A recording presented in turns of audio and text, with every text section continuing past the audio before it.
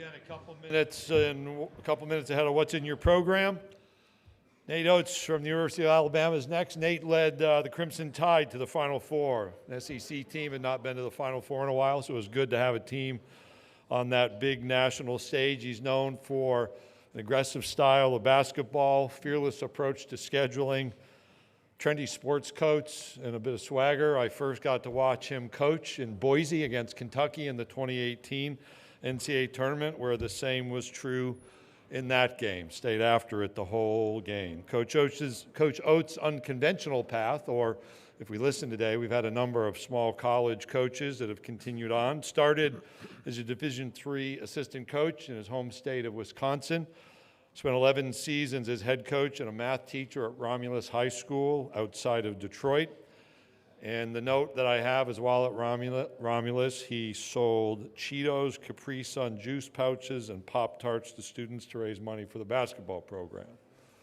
A healthy diet there for the young adolescents of America. He's now in his 10th season, or entering his 10th season as Division I head football coach. He uses analytics to inform his approach to the game, and he shapes the future of the game, because we were talking in the hallway. He's had 4 of his assistant coaches move into head coaching roles in the last couple of years. Has 3 daughters. Nate and I once intersected at Disney World. It was in 2019 when my family had said, let's go do that for Christmas, and he had a couple days, and lo and behold, you never know who you'll see at the Magic Kingdom. So with that introduction, Nate Oats, the head basketball coach from the University of Alabama.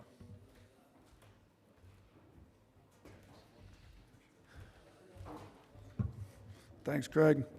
It's true. RFK Jr. would not be happy with my 7-Eleven I sold in the classroom. So we're not that healthy. And I have 3 girls, so we made plenty of trips to Disney and enjoyed it. But looking forward to talking about our team this year. So I'll open with a quick statement. So we, I think last year we were picked 5th. We've been picked 5th 3 times now. We won the SEC regular season tournament, 2 of those, and made a Final Four in the other one. So I was hoping maybe we get picked 5th again, because it's worked out well for us. Our roster's not such that anybody's picking us 5th. So people have asked me, would we rather come in under the radar and surprise people, or, you know, obviously we got picked in the AP poll 2nd, or be picked to win. I'd say I'd much rather have the roster I currently have and deal with where we're picked, and we'll have to create some other type of motivational factors, because we won't have a chip on our shoulder from getting picked 5th or whatever. So, but the games still have to get played on the court, and there's some really good teams in this league.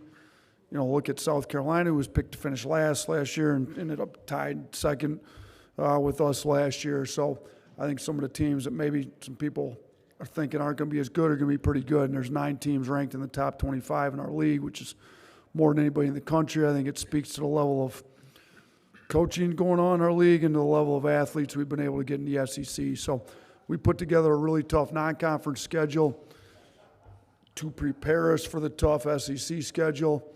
You know, we've got 15 of our 31 games will be against teams in the preseason top 25. So it'll get us ready to go, and we should come right out of the gate with a pretty tough schedule. So looking forward to the year, though, so I'll open it up for some questions if you have some. All right. Raise your hand if you have a question. Remember to identify yourself and the outlet you represent when you ask your question. Let's start in the way back last row, I think. Hey, Nate, Myron Metcalf, ESPN.com. How tough is this SEC landscape in this league compared to the rest of the conference with all the talent coming back? Yeah, I think it's real tough. I mean, you look at some of the better players coming back in the league, and shoot, even some better players in the country that have transferred into the league. You know, I mean, people ask, you know, who do I think is going to be challenging at the top? And I obviously, you know, you can rattle off some of the ones that picked by the writers, but I mean, shoot, there's teams that aren't ranked in the top 5 preseason that I think are going to be really tough out. So, you know, I think the league's gotten better and better since I've gotten into the league. It'll be year 6 now, which I can't believe it's been that long. But you know, there's no easy games, particularly road games in the SEC. And I'm that's part of the reason I try to schedule so tough in a non-conference to get us ready for SEC play, and I think we've done that again this year with our non-conference schedule as best we can. There's nothing like going into a place like Auburn. You're not going to replicate that. We are on the road at Purdue, which is going to be a tough place to play, but going into Auburn or Arkansas or Kentucky, Tennessee, I mean, there's some really tough road venues with some very good coaches and really good teams in this league. Next question, standing up on the right. Ryan Hennessy, NBC 13 in Birmingham. I was going to ask you about being not picked fifth, but you handled that in the opening statement. Just this Final Four run, we were talking to your players. They said that's in the past. You using that at all, or new season, you're not thinking about that? I mean, we obviously used it in the recruiting to get some of them here, but I don't really want to talk about that much with the team. I kind of told them we had the celebration Friday where we raised the banner and gave out the rings, and the issue is 8 out of our 13 scholarship guys weren't here last year. So, and that was last year. It's kind of old news. It's great for the program, for the fans, for the university to be able to celebrate it, but has nothing to do with what we've got going on this year. So we're trying to flip the page, move on, not really address it. It was nice. It was great.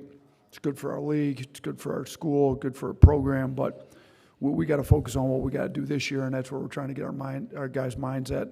Okay, next question, fourth row on toward the end, and then we'll come down here to the first row. Coach Oates, you and your you clearly had a vision. You and your staff clearly had a vision for this roster, and like you said, a lot of new players being taken in. Has there been anything that's really, through those evaluations, has there been anything that's surprised you about this team in the first few months of practice thus far? You know what? I don't know if it'd be necessarily surprise. I will say some of the freshmen have been maybe better than anticipated. The first one kind of comes to mind is LeBaron Philon. He's been great, been really good on both sides of the ball. He's pushing our veteran guards, making them better every day in practice, and he's going to get minutes, some games, significant minutes. So he's been good. Darion Reed, when he's been healthy, he's been really good. His IQ's really high. He's going to contribute. He's smart. He's athletic. He's got great size. Aiden Sherrell's been maybe better than what we thought. And then, even some of the transfers that have come in, just like the leadership, you hope you get really good, high-character guys and you do enough research and you try to get those guys, but these guys have been better than even what we thought they were going to be. Chris has been an unbelievable leader. Houston's been great, really good leader. Cliff's an unbelievable guy too, and I think Holloway just wants to get back to playing really good basketball. He's been really good too. So just the kind of the character and leadership of the new guys, and some of the young guys are maybe better than what we thought they were going to be here early. All right, question on the front right here, and then we'll come to the next one on the front row. Ben Roberts, Lexington Herald Leader. A lot of change in the SEC going into this season. What was your reaction to Cal's move from Kentucky to Arkansas? And then what kind of prompted you before the search had even begun, but your name was out there to kind of put out that statement saying, no, I'm staying here? Yeah, my reaction is Cal's one of the best coaches in the history of college basketball, and, Arkansas is a program that's got some pride. And, I can't speak for him as to why maybe move, but, sometimes just want a fresh start. And he's gonna get talent. He's one of the best recruiters to ever coach in college basketball, and he's got talent. He's got a lot of talent there right away. So, he's familiar with the league. He's a great recruiter. Arkansas got good basketball tradition. He made the move, and then that kind of opened the job at Kentucky up. I had signed a contract at Alabama. We were in the process of putting a roster together. There's a lot of speculation out there. We just made the Final Four. I think that was maybe 2 days after. I think it was the Monday of the championship game. So I just thought it was appropriate that instead of everybody asking us and recruiting, it wasn't even like a job offer to happen. I didn't try to act like I'd been offered. That wasn't the case.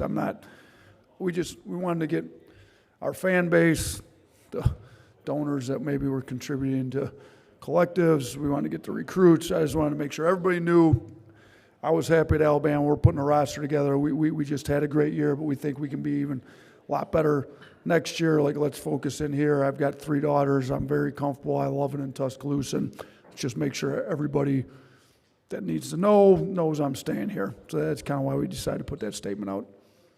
Okay, question right here in the middle front.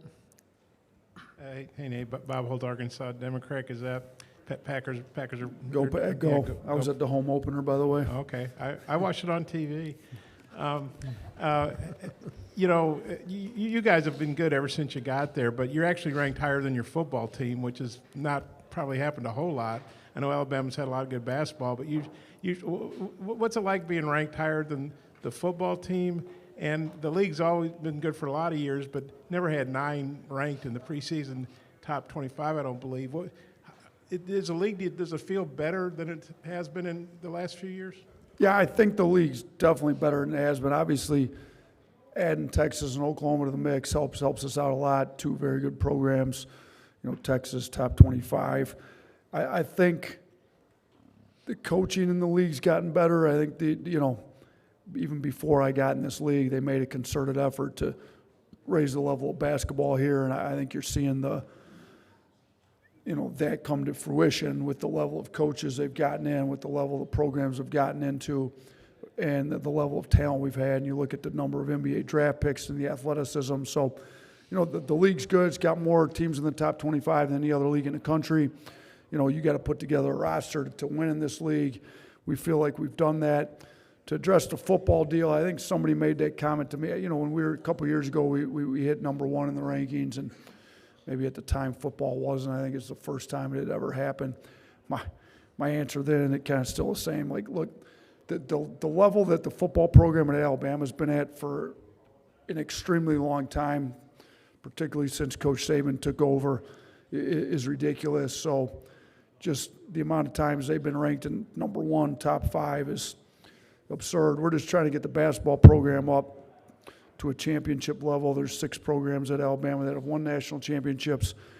Basketball is not one of them. We're trying to get it to that level. We feel like we're at a level we can compete for one. It's really hard to win one, but we're still 18 national championships behind football, and there'll be 12 teams going to the playoffs, and I'm assuming that Coach DeBoer is going to have his team in that 12. They look pretty good. When I was at that game against Georgia, I think we see how good they can be, and I don't know where they're ranked. I'm not really paying attention to it. I think what matters is they get in the top 12 at the end of the season, go on a run, and try to win a national championship. We're going to try to get our ranking as high as we can, go into the NCAA tournament, make a run, try to win a national championship in basketball as well. Okay, next question, we're going to go 4th row right there in the middle, and then we'll come to the 3rd row on the right. Nick Kelly, AL.com. Nate, as far as managing minutes this season, what is the message you're giving to your guys, and what kind of mindset do you want them to have? Yeah, a couple things. One is, we keep telling them it's not about how many points and this and that. It's are we better with you on the floor? So, is our offensive efficiency better with you on the floor than when you're not? Is our defensive efficiency better with you on the floor? So guys don't necessarily have to average a high number of points for our offense to be better on the floor. Are you a great screener? Do you play hard? Do you go to the old boards? You do this. So we're going to try to reward effort, reward winning plays. The other thing is there's going to have to be some sacrifices made to win championships. Like the depth, the potential for us to be a very deep team is there. We've got talent. In order to build the depth, you're going to have to get guys some playing time. So there's some guys that even last year were big parts of what we're doing that are going to have to take some fewer minutes this year in order to build our depth. It's more about what you do in your minutes than it is about how many minutes you play. It's more about what you do in the shots that you get than how many shot attempts you actually take. So, we're pressing that now. We haven't got to a game and minutes haven't got divvied up yet, but I think we've got guys that have a chance to be pros, and they would be better off playing fewer minutes and being more efficient in their fewer minutes than they would play in higher minutes. So, we're going to obviously keep coaching that, teaching it, talking about it, but there's going to be plenty of games where a lot of the roster's not playing as many minutes as they want. We're just, hopefully our character takes over and whatever's best for the team, and let's make sure we're locked into doing what's best for this team. And, kind of go back to a word we stole from softball last year. Coach Murphy came and spoke to the team. You know, their deal is Mudita. We actually got it on our rings, but Mudita is vicarious joy through someone else's success. Can I be as happy when, you know, my teammate scores 20 as when I score 20? Can I be as happy when he gets, you know, X number of minutes as when I do? So hopefully we can, you know, take a hold of that Mudita like we did last year. I thought that was pretty good at the end of the year last year for us. Okay, third row, right here. I think we have 2 questions right here on the third row on the right. Both of y'all have a question? Okay, go ahead. James Fletcher from On3. I wanted to ask you, the last couple of years, your rosters have kind of been built around players who transferred in and filled a position of need and then came back for another season under your system. So how valuable is that? And how much can Sears, Nelson, Wrightsell, those guys lead the program, and now that they've learned what you want on the floor? Yeah, I think all 3 of those guys, you know, Wrightsell and Nelson going into year 2, Sears been here multiple years. But all 3 of those guys are much more comfortable this year than they were last year in the system. They're doing a really good job coaching the younger guys up, what to look for, what to need. You know, Grant's a lot more vocal. Wrightsell's a lot more vocal. Sears is a lot more vocal. So I think it's big that you get, you know, in college basketball, it's important to be older, but I think you also need good young talent. And, well, if you can get the older guys to really bring the young talent along, I think those guys are doing that because some of our freshmen are playing really well. I think they're getting mentored pretty well by some of those veteran guys that have been with us. Okay, other question on third row? Go ahead. Theodore Fernandez, WVUA 23 News. You talked about the Georgia football game a minute ago. We saw all the recruits that you had at that game, and we've seen all the recruits that have come through Tuscaloosa, especially the past couple of years. What's it say about where this program is that you can bring so many guys in the door and you're bringing in such elite talent? Yeah, you know, I can't speak to the particular recruits, but I'll say this, the recruiting's going really well. You know, winning helps that, obviously. Player development, we've done a really good job putting guys in the NBA. We've had 6 guys drafted, 3 lottery picks. Keon Ellis undrafted, but great chance to start for the Kings this year, started last year. So got 7 guys playing on NBA rosters with a lot more in the G League. Recruits are looking to be developed for the next level. I think we're doing a better job of that than most places in the country, and I think it speaks to the level of recruiting we've been able to get it to. And, you know, University of Alabama's athletic department, arguably one of the best in the country, and we're getting basketball up to the standard that a lot of the other sports at Alabama have been at, and recruiting's falling in line with where we've gotten the program to. All right, let's come down to the front row. Right here, we've got a couple waiting, and then we're going to go back to you in the way back there in the center. Hey, Coach. AP Stedham, AP and Kelly, as we see it. Coach, what new skills have you brought with this recruiting talent this year, and what did you do this summer to get better as a coach? Yeah, so the new skills with the new recruits we've got in, we've got 8 new guys in. I think the biggest area we tried to address this offseason was like defensive rim protection.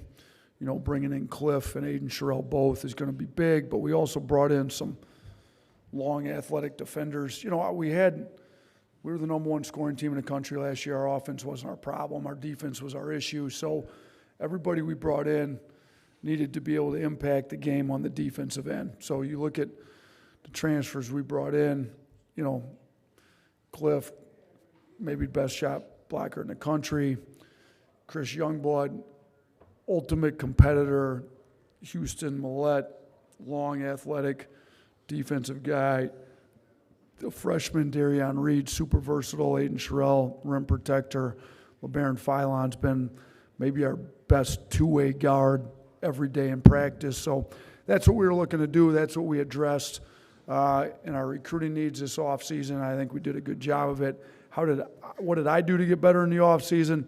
You know, I'm always trying to study NBA stuff, European stuff. I've been to 2 different training camps, went and spent some time with another NBA team, talked to some NBA coaches, just what are they doing. We're always trying to stay a step ahead. I feel like people are chasing us and how we play. We led the country in scoring last year, so how can we continue to get better? So, one of the training camps I went to was the Knicks. I think Thibodeau is one of the best defensive coaches in the league. We needed help on our defense, so I did spend some time with some offensive coaches in the NBA, but we also tried to shore up our defense. One of my assistant coaches I hired, Brian Adams, came from the NBA. He's with Doc Rivers for a long time. He worked under Tibbs in Boston when they won the championship.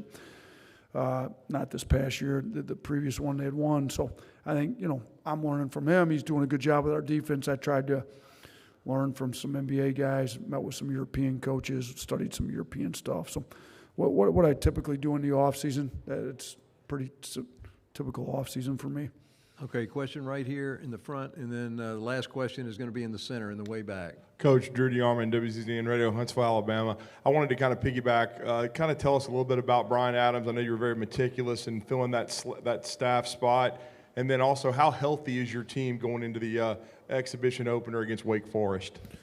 Yeah, we interviewed a handful of guys. I was very meticulous, methodical. I didn't rush to make the hire. When Austin got the job with Texas San Antonio, it kind of left the roster spot open, and our biggest need was defense. Charlie Henry had done a great job running our defense for 4 years. He had us top 3 in the country 2 out of those 4 years, and we weren't anywhere close to that last year.